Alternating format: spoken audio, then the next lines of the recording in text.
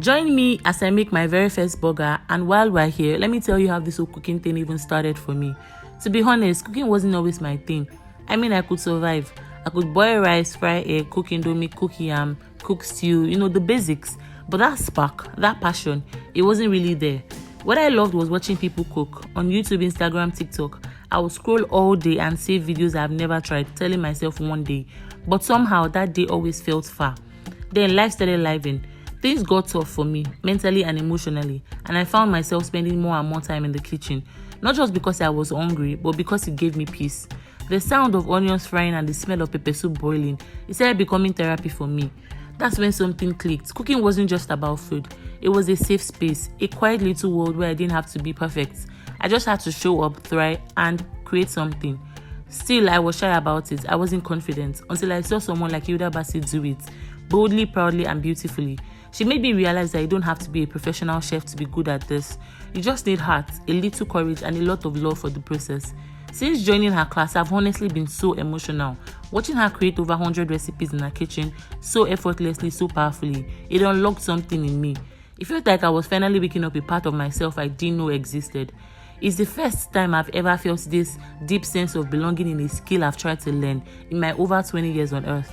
These days, I find myself longing for my own food, craving the meals I made, not the ones I would usually buy outside. And that alone, that shift is wild for me. The feedback I've also been getting have been mind-blowing. Family members and neighbors who've tasted my recreated meals and cocktails have been showering me with compliments. And let me tell you, it feels so good to hear. Even my friends and classmates have been so happy for me, cheering me on. Some of them don't even call me Dorcas anymore. It's Lower Cooks now. At this point, I've accepted it with my full chest. I am Lower Cooks and I love it.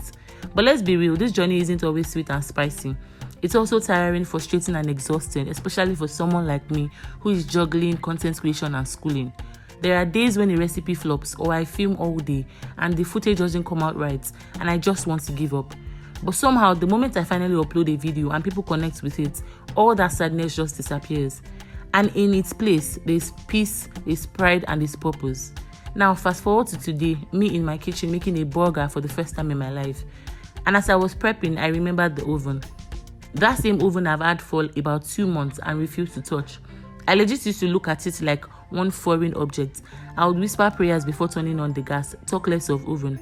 I kept telling myself, what if I spoil something? What if it burns? What if I don't get it right? But today I said, try first. Fear can't keep winning. So I did. I used the oven and it didn't explode. It actually worked, and so did I.